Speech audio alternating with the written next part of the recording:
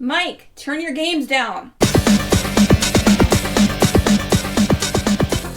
Hi, we're your mini episode of Games My Mom Found. I am Mike Albertin, and who's my brother with me tonight? One of the long-lost Lee cousins, King Kuma. And we are here to talk about Double Dragon Gaiden Rise of the Dragons, which developed by Secret Base, published by Modus Games, and came out in 2023. Seems a lot more recent. Yeah, it really does. I mean, they did have an update of it in 2024. It was free. Last year they released, which is what had those couple extra characters. And I'm pretty sure, because I've seen like the original like reviews of this, they added a lot of those characters over time. Yeah, I think even in the last like week or two, they just added 2 more characters. Oh, damn. I mean, nothing for me to buy. Right. All free updates, which is great. So I had no interest in this game. I didn't even, like, I vaguely knew this game existed until you convinced me to buy it.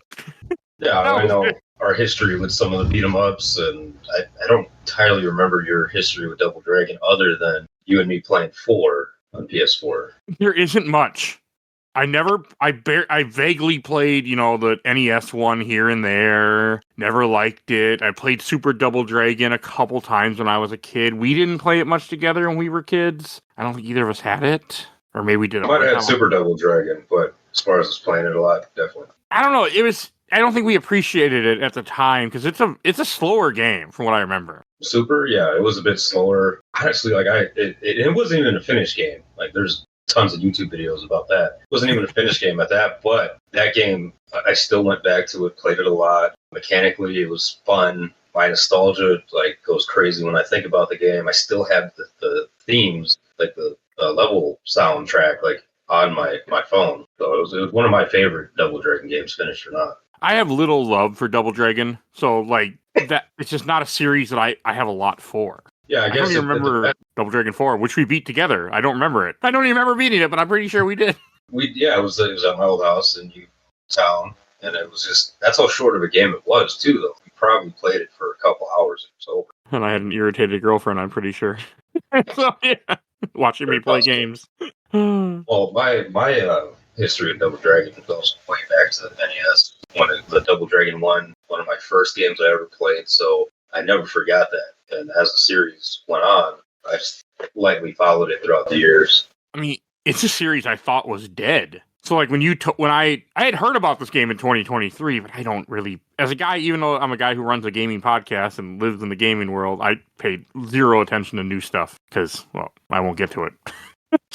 Yeah, for me, I hear about the games. I usually wait for reviews, kind of see how things are going, see what people are talking about. This one didn't really get any bad reviews. So I was like, oh, great, Double Dragon finally, over how many years, it's finally getting something right. Because Neon, you had mixed reviews. 4, people kind of, shitted all over that. And then this comes along and say, all right, finally, we get something. I mean, this is a beat 'em up, but they also have roguelite elements to it, and it works. That was another thing that excited me because I actually really enjoy roguelites. So all I really wanted was a fighting like beat 'em up that had some of those elements in it, and it just happened to be Double Dragon on top of it. So it was a win in a lot of categories for me. I don't like roguelites. I have played very few at all. I mean, I have played Vampire Survivors, but that's a different thing. But I mean, there's very few that ever like grab me where I'm like, okay, this is fun or I'm interested. I usually don't care.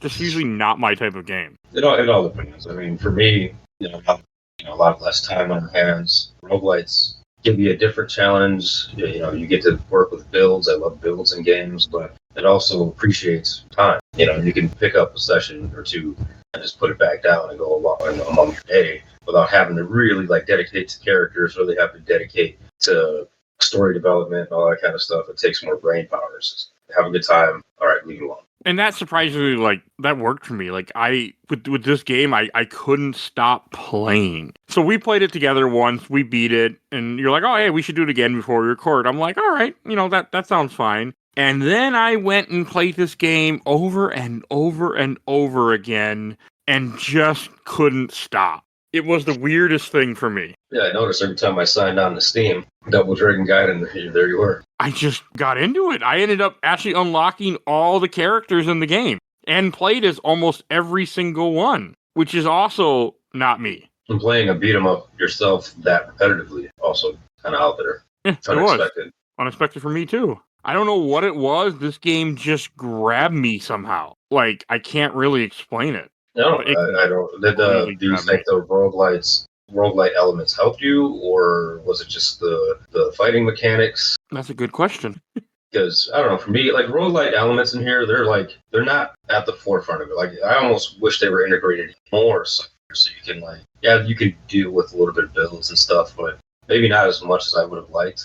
So the roguelite thing helped, but it wasn't really like what sold me on the game. I really liked the mechanics and just the varied amount of characters. If it was just the Lee brothers, it still would have been good. But I like that they added a bunch more people. I think that's another thing that makes this game special too, is that it's a love letter to those fans. That's how I felt with it. Like with all the characters you're having tons and tons of characters, and I feel like they were trying to hit all the different spots. Like, like Duke, for example, one of the bosses that you fight at, I'm pretty sure he's from Super Double Dragon. Like, he is. He's like the final boss in the unfinished version that we saw. Like there's a lot of stuff like that. And I mean, I didn't recognize really anybody. I didn't know who any of these characters are, but they all have a little bio of who they are. And I'm assuming if you're a big Double Dragon fan and someone who stuck around with the series all over the years, you would know who, you'd recognize some of the characters. I knew the machine gun asshole because he's in Battletoads and Double Dragon. Oh, was that the one he was from? I don't know. I think he's in a different one, but he's definitely in that game. I know, it surprised me. I think Jeff, the guy in the green, he was from Super Double Dragon also. Oh. He resembled, he had the same character sprite as the Lee brothers, except he wore green and he had hair. He kind of fought like them too, in a sense. So they took that and ran. They took little nods and elements from the past games and just gave them a little bit of a backstory and some originality and some. But it works so well. And like you were saying, I don't play beat 'em up by myself. I don't really even play beat 'em ups that much. They're fun, sure, but for me, a lot of times I beat a game, I move on. I get credit, I put it on a list, I beat a game, boom, we're done. The fact that I beat this game 5 times or so without you, by myself, just screwing around. I was even going for all the achievements at one point where I said, okay, this has to stop. I have other games to play. Yeah, I'm sure it was taking up a good amount of your time, even though you could beat the game in 2 hours, maybe less. Hour. You could beat it an hour easy. I actually got really good at knowing. Plus, I got really good at knowing the game, and I knew who was going to spawn, what was going to spawn. Because yes, there are elements to this game that change, but it's not as random as maybe some roguelites are. Like, the way the game works, you have 4 different stages you can choose, and you can choose them whatever order you want, and depending on when you choose them, they are longer, but that's the main different. And the roguelike part of it is the mini bosses will change in those levels depending on when you pick them. They have a set of mini bosses, which are characters you can unlock, and then rotate throughout the game. But other than that, I think that's one thing that makes this game better is that the levels are all the same. Like, they knew what the levels are going to be no matter what seed, no matter how you're playing it. They're all well-designed levels. It just depends on when you pick them, if you'll see the whole level or not, or what version of the boss you'll get. I think that's a really smart decision to do it, to give it that extra change to make it feel fresh, but at the same time be able to make sure that it's well done and created good. Right, a little variety never hurts, because if it really was the same structure every single time, the replay value would drop. And then the whole element that they added with, all right, if you pick one level for your, right when you start, just beat one boss and you move on, and then as you go to the other stages, they get longer and longer, more difficult. I like how they progressed that too. I think that's a very good way of doing it. Better than I expected. They did something a little different, because when you think of some of the top beat 'em ups that have come out in the last, let's say, 4 to 5 years, you're thinking about Streets of Rage 4. That got a ton of attention. Shredder's Revenge, games like that. They don't have roguelike elements in them. So Double Dragon was doing something a little different. But I think maybe you need that in the beat 'em up genre. I think most genres. I always get excited to see how each genre pulls off a roguelike game, like FPSs and everything else. This pulled it off pretty decently. I'd like to see it evolve and maybe a different game, and I'm sure other beat 'em ups probably have it, but I haven't played it yet. Another way that this game kind of switches things up that I thought was nice is just that, when you're doing, because there are achievements for beating the level 4 of each of the bosses, so it has that little thing for, which apparently there's achievement hunter still in me somewhere, to get you to want to play each of them so you see the entire game. and that was nice. I mean, it doesn't hurt to be able to witness how difficult the bosses can get from their first stage all the way to their fourth stage. So see how they evolve, how Anubis and how shitty they tend to get. As time goes on. None of them are that bad. I mean, Anubis is a whole level of bullshit because he teleports a lot. To be honest, I think his fourth stage is actually easier than a lot of his other stages. Because he's a big fucking monster Anubis-looking thingy that floats and he doesn't run as much.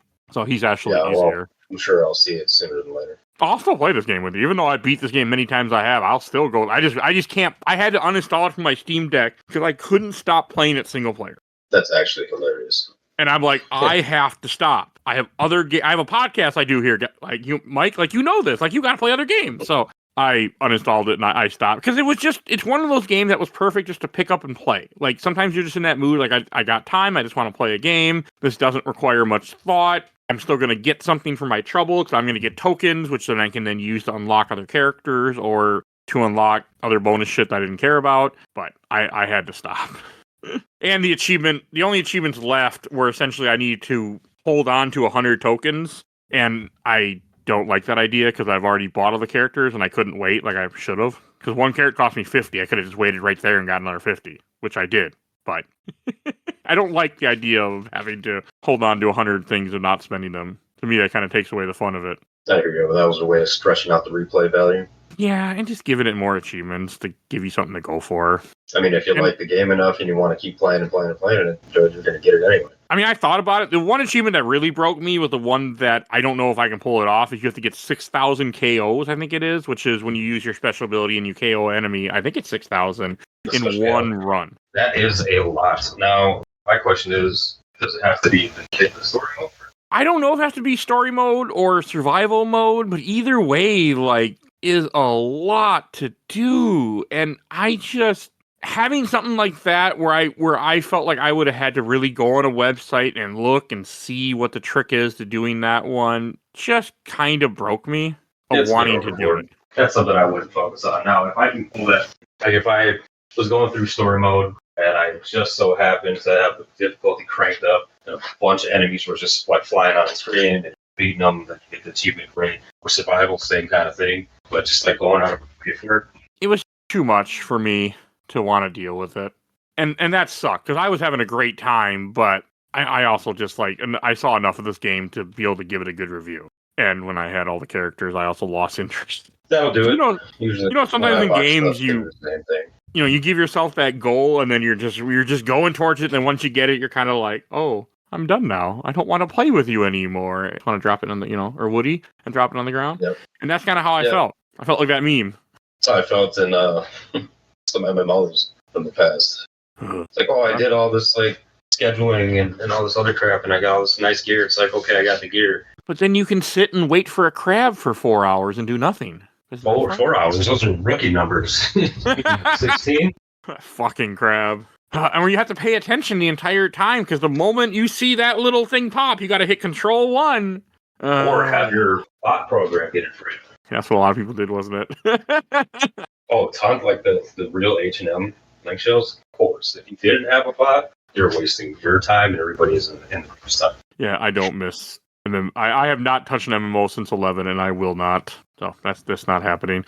But as playing through this game many times as I did play as every character except maybe 2, because I didn't like the big characters. So this game has a good selection of different type of characters. You have smaller characters like Billy and Jimmy who are quick. You have 2 range characters, which I think is really interesting. It is in the game. You have Maria, who's a quick range, who has a gun. And then you have the machine gun boss, who's a slower range, or slower as the way he moves, but he's still ranged. I didn't like him at all. I thought he sucked. Yeah, I almost wish they had more ranged characters, at least one more or something.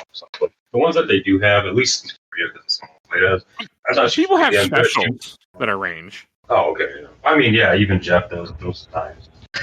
But as better than you think. I don't know. I didn't like him that much. I played as him. I'm like, he's actually pretty good. I think you get bad upgrades for him.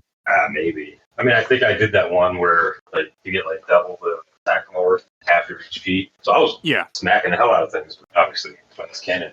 He's not he doesn't have a lot of health to begin with. None of these characters have a ton amount of health, except for some of the big guys. And that when you pick that ability, because I played as Jeff through a run too, and I actually liked him because he has some good ranges specials with his knives that can actually be really useful. And the characters vary so much. There's a purple ninja guy that one of his specials is he backs up and throws 3 shurikens. Like, that can be really fucking useful if you are remembering that's what he does. Yeah, everybody has 3 specials. Yes. One that's like in place usually, then 2 other variations, either forward or back or up or down. Usually one that rushes forward. Okay, a lot of times some will have an anti-air where they'll jump in the air, grab the guy, and do terrible things to him. Some will have some have that. Yeah, usually it's down in super or down in special, which I think is like down in X for us, or I don't even remember what the hell it was now, or down whatever button or L1. I don't even remember. I beat this. I haven't played. It's like Y for buttons. Yeah, you're right. It's Y. But like the down one can vary. Some will have some they do it right there. Some will have where they go like they'll grab a guy. So depending on where you are to the enemy, it will happen right there. But there's a lot of variation in the specials to the different characters. Like I was surprised how much they change it up to where all these characters feel unique. Yeah, nothing feels like, even the lead breakers, like they don't feel the same. No, nothing does. I mean, and there are certain mini bosses that were way harder for me than other mini bosses. Like Abo, for example, he kicks my ass when I had to go against him. I would purposely skip him because I was not good at beating him. Yeah, I actually like. I know you don't like playing the bigger characters, but that's where I come in. I actually do. So weird ass name. It's not Martin. It's Latin or Nathan. Which one? It. The guy in the green jumpsuit and the shield.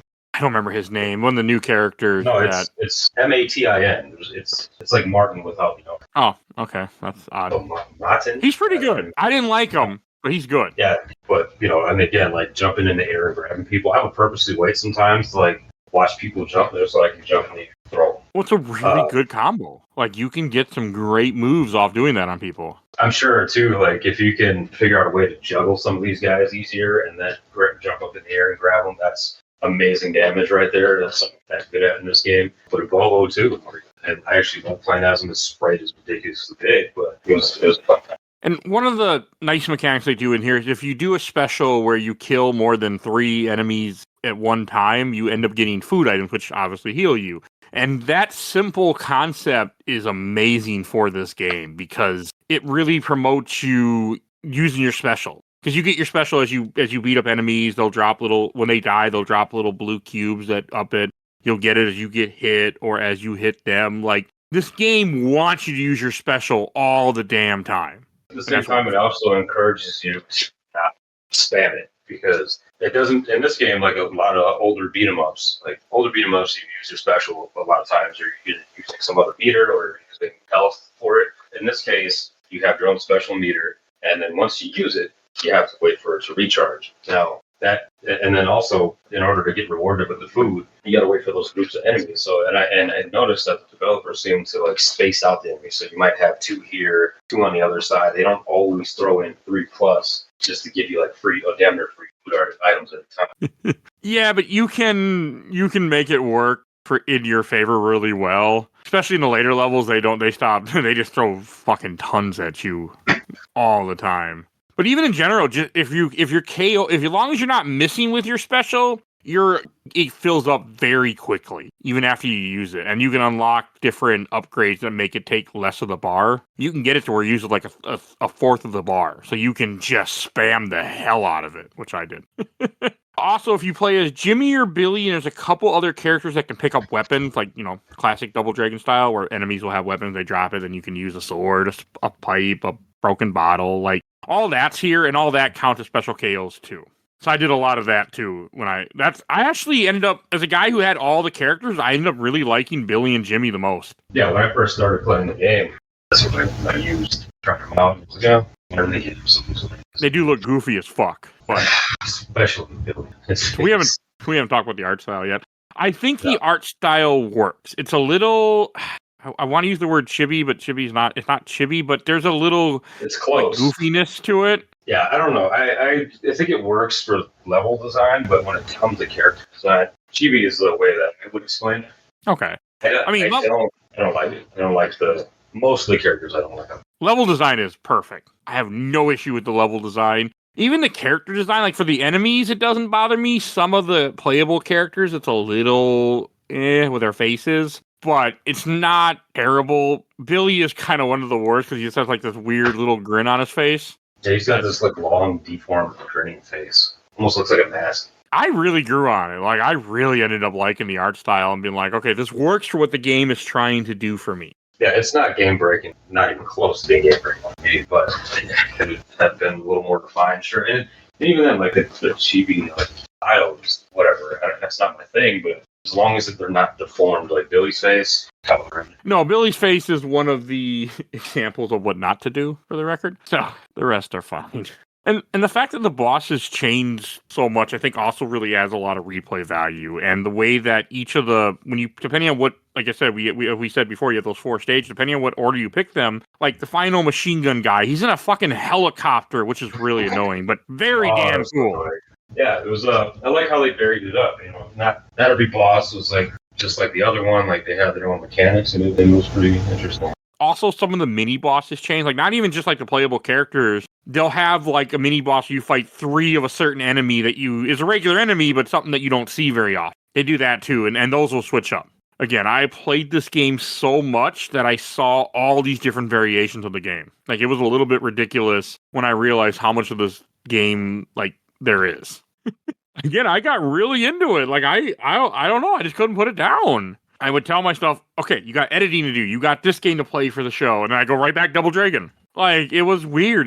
Again, that's why I got it installed. Even Vampire Survivors, well, it probably did at one time, not anymore, because I'm so far in the end game of that damn game that it's just like, what I have to do involves a lot of Googling and very specific styles of play. And I'm like, yeah, this ain't fun anymore. Yeah, as much as I love that game, so it was really, really fun game. The amount of like Vampire Survivors wiki I had to visit just to like know all like these hidden mechanics of what merges with what, like it was more work. I think this game finds a really good way to make the roguelike elements work, but still made a really good game inside of it. Well, yeah, it wasn't like a main focus. It was just something in the background that kind of gives you some more variety. And it does its job. Yeah. And also, it does something that the other Double Dragons can learn from. When you fall, you don't lose a life. You just lose a little bit of health. A decent amount of health, but you just lose health. Yeah. Yeah, at least you don't.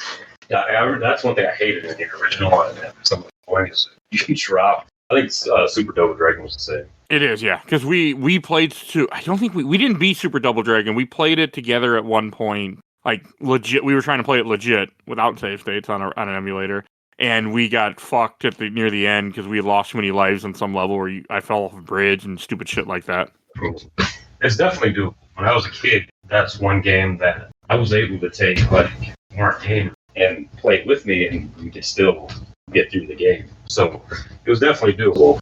How about that Power Rangers based on the movie game for Super Nintendo? How about that one, right? Yeah, it still haunts me. I'm still waiting to beat that one, but that game is hard as hell. Yeah, well, I mean, we beat the Sega one, but that Super Nintendo one, holy hell. Uh-huh. I beat the Genesis one with like a 4-year-old at one time. It ain't that bad. I did, Ashley, my neighbor. That's one thing that we have to revisit is that Super Nintendo Power Rangers game. Maybe some point this year. I might be seeing you once or twice more times this year. Maybe we should do it. I'd be happy to play it again and save state so we can actually beat it. Oh, yeah, I don't give a damn if we save states. I don't have that much pride to where, oh, no, I gotta do this legit. I don't care. I mean, sometime with games you need that because there can be real little things that kick your ass. I mean, there were multiple times in this game I would have been like, it would have been nice to save because I don't really want to waste my gold for a token because I am happy with what I did. Also, like, as you take the upgrades, the characters really do get very different and a lot better. Like, there are some where you can upgrade their specials, and their specials will start changing. Like, for Billy and Jimmy, I saw it the most. It adds more blue flames to their specials, which then end up later on can be more comboed into each other. Like, there were abilities where I could, like, jump towards a guy and kick him, and then I could activate the blue flame and hit more people or jump back, so I didn't fall off to my death. You could do that, too. Like, or you could even combo it from a jump starting where you jump sideways and you jump down into a group of enemies. Like, you could upgrade it to that. Like, there were a lot of different changes you can make, and all the characters have changes to their special. Billy and Jimmy were just the ones that I used the most so I can speak to them, that I really experimented with. I mean, again, it's a roguelike, so you never know if you're even going to get those abilities, but there is so much to this game. It is ridiculous. And again, it's stuff that you wouldn't see unless you play through this game constantly. You wouldn't notice it. Because you had told me, you're like, because my original plan was beat this game once, then we'll record about it. I had no plan to play this game hundreds of times, nothing. And then you said, this game's got more replay value. We got to do it more than once to see the whole game. And I'm like, okay. And then I beat the game over probably 20 times. So yes. Yeah, it wasn't exaggerating. I mean, when you compare it to a lot of other beat 'em ups, you compare it to just Double Dragon series in general, there's not too many reasons to go ahead and play it. If you beat it once, you pretty much saw everything you had to see. I think that really does help the game. The fact that it has so much attention to detail and so much little changes really make the game so much more fun. I mean, all the characters, I didn't like these mounts, but they all still feel good. Oh, and some of the bosses we hadn't talked about is I don't remember her name. Was it Okana? The woman, the female boss? Maybe. It sounds about right. Well, her final form, like when you do her stage 4, because we did her stage 4 together, you hadn't seen it before. She gets freaking samurai armor. You fight her on top of a roof, and she's just shooting like lightning at you. And I'm like, yeah, the first time I saw it, I said, okay, this is impressive. Yeah, and she's whooping ass. It's not an easy fight. No, and surprisingly, the hardest boss for me normally was Duke. And when you do his stage 4, he's really not that bad. He doesn't change. He doesn't have like any special thing to him. It's just the same fight, and it somehow is easier. It was really weird to me that he was actually easier on stage 4 than he is on his earlier stage, because the earlier stages is hard as hell. Also, one thing that we haven't talked about that this game does that's really special about this game, it has a very much of a tag team mechanic where you have two characters that you play as, and then when they get hurt, they can also, like in a lot of fighting games, some of their health will be completely gone, some of their health will be like blue, and if you take them out, they can then recover that health back. Plus, you can do some cool moves. I did enjoy it. It was fine. I personally, especially if you're talking about roguelites, don't necessarily like swapping characters mid thing like that, but it was fine. The way they did it mechanically. I swap a lot. Yeah. I mean, when you're getting smacked around, a lot of times the only way to save yourself is going swapping out. Yeah, it helps. Plus, you can get some really good moves off of swapping too if you swap at certain times. Like, and I think it's cool that when you swap, the other character doesn't just leave. Like, you could be getting out of a combo, and every time where I fucked up, they stayed on screen and died anyway because I didn't do it. I did it at an inopportune time, and I waited too long, so they would get killed anyway. Mm-hmm, yep. And I think that's a cool concept. They don't just leave. They gotta get up and then jump out. Like, they don't just disappear, so they can get murdered just fine. And then while they're waiting to be tagged back in, they have a certain red meter flashing. It heal up as long as they're sitting there in the tag out screen. And I think that helps the gameplay too, because that would actually get me to switch characters. I could be a one character like, well, hey, this guy's got all this blue health that could refill. The other guy's at full health. Why not switch? And then I play as the other character for a little bit. Then I would switch back because, again, it adds more variety to the game and how you play. And it was just really nice. And getting to experiment with all these characters was fun. And again, I wish I understood like the love letter that they're sending to Double Dragon fans, because I am not a Double Dragon fan.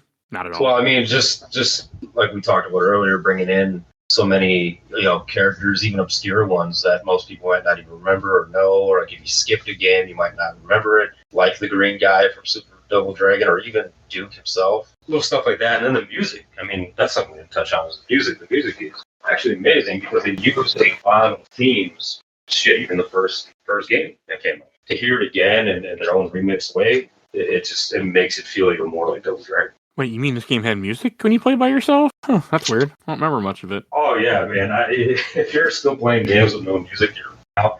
Can you imagine playing Chrono Trigger with no music? You'd be missing something. But I played off and on with sound, but like when we played together, I had to turn the sound down. But no, after a while playing through the game, the sound wasn't on as much anymore because I heard it enough. But yeah, but either way, I mean, that music. It is good music, yes.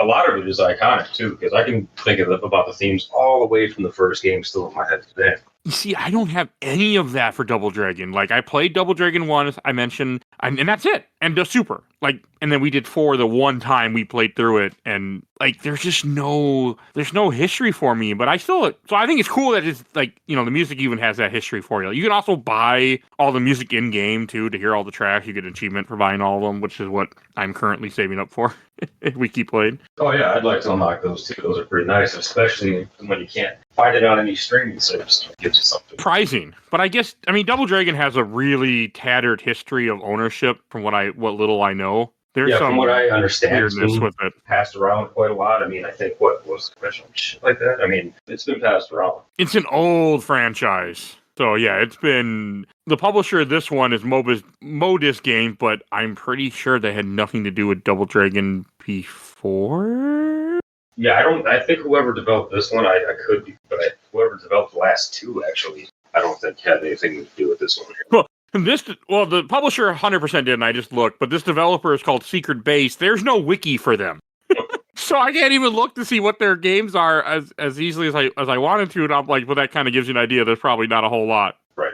But I mean, to be fair, the beat 'em up genre, like, it's not too hard to follow the blueprints of what it is. I mean, it's been around forever. Yeah, and I'm just glad it got a resurgence. I could probably try to pinpoint when it was. It was probably Street Rage 4. Once that came out, that was the first big hype I really heard. Yeah. There's actually a lot of beat 'em ups on Steam, like random indie games, because I own a ton of random shit that I get in bundles. But yeah, Street Rage 4 really did bring the resurgence back. That's probably why this game exists. Beat 'em ups have not died.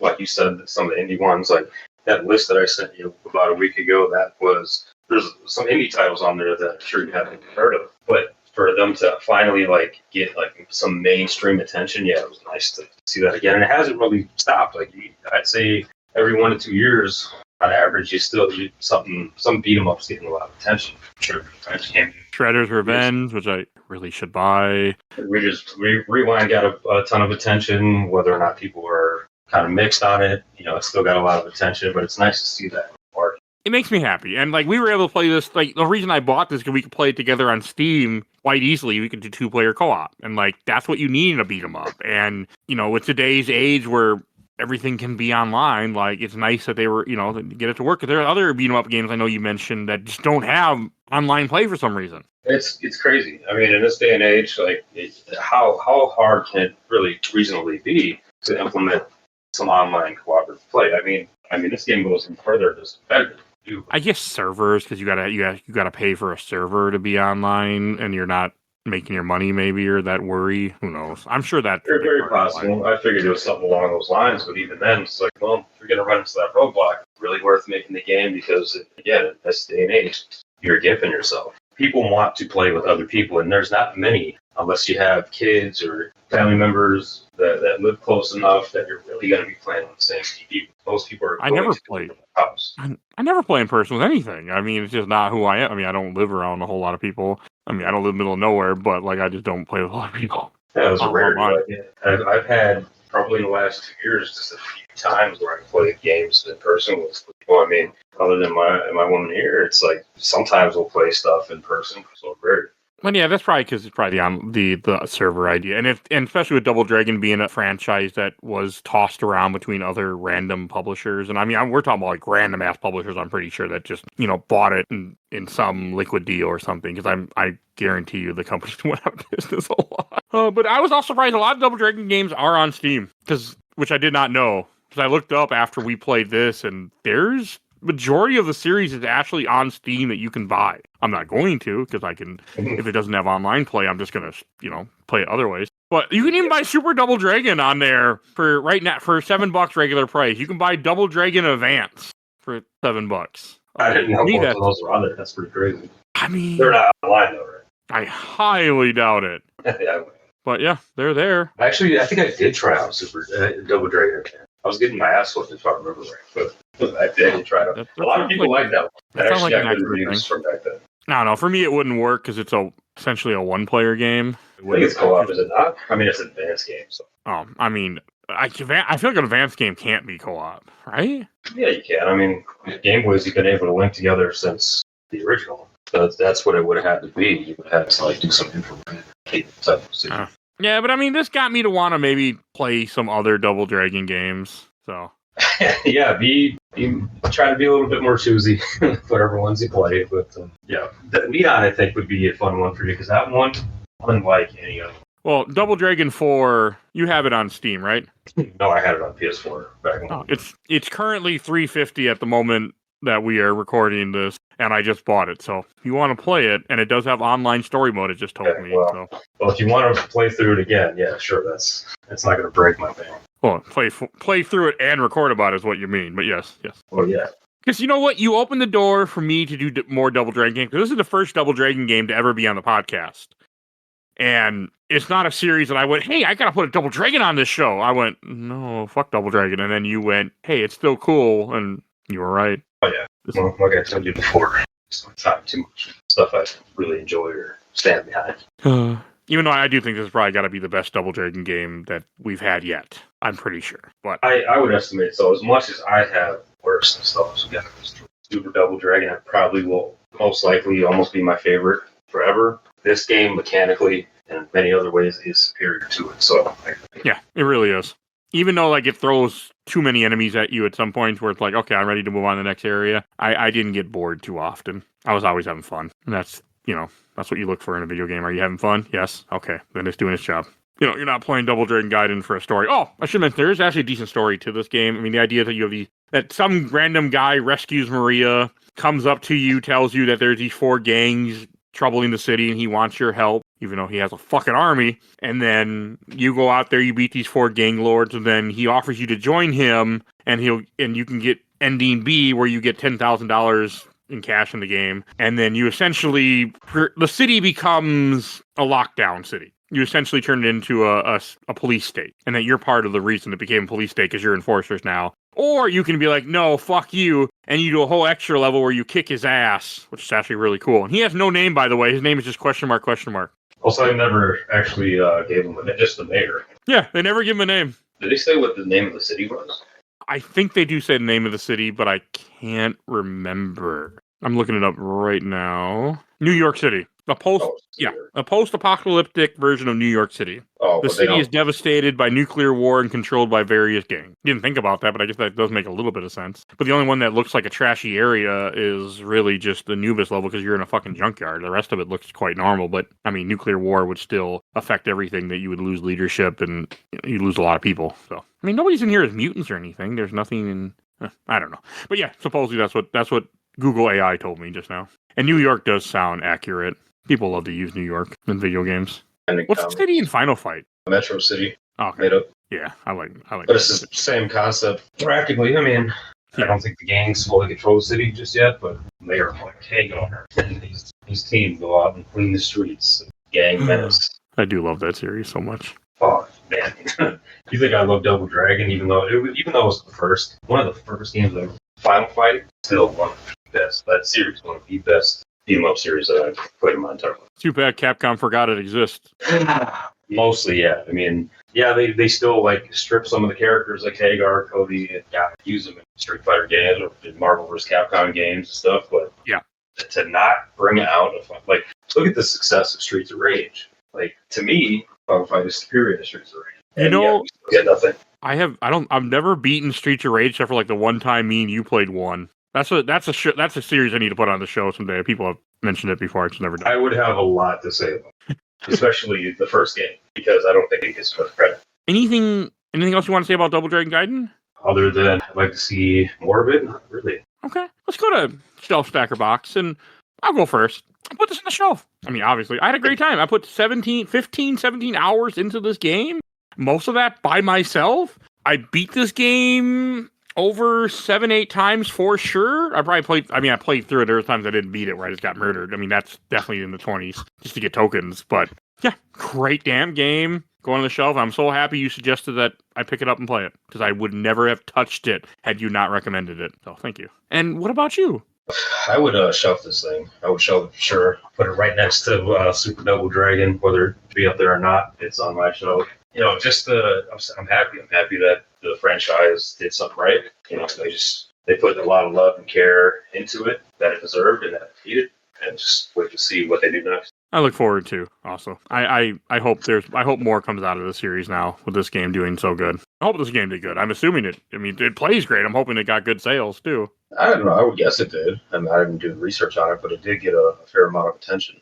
All right. You will probably hear I'll do Double Dragon stuff in the future. I know of at least one or two things that I'm planning, like you guys heard on the show, that I just bought a Double Dragon game, so there's a good chance that'll happen at some point now. So stay tuned for that for someday. No plans at the moment. But if you enjoyed this episode, there are over 800 other episodes of this podcast. We do games, movies, comics, TV shows, all sorts of content. If you want to support the show, we do have a Patreon, a little $1 you can vote in our Patreon poll. We have 1 to 2 polls a month, so we're always doing new content. If you want to be a part of the show, if you want to suggest things for the show, join Discord. If you want to be on the show, if you want to suggest things for the show, we always are happy to have new people join us. Or just lurk, please do that too. Want to give a shout out to my awesome intro and outro courtesy of Helena at Hell Has Freak. You can follow her on TikTok and Instagram. Definitely go check her out. And check out A Gamer Looks at 40 with Bill Tucker. He's talking, who knows, right, Final Fantasy. So check out his podcast too. And check out Absolutely the Best Podcast of Work in Progress. He is currently they talk MC movies and MCU adjacent movies. Definitely check out their show too. And please follow us on Facebook, Instagram, Threads, Blue Sky, YouTube, audio only, TikTok, Once in a Great While, and rate Ricky's podcast. I think that's everything I need to say, so we will see you guys all next time. Bye, everybody. Bye-bye.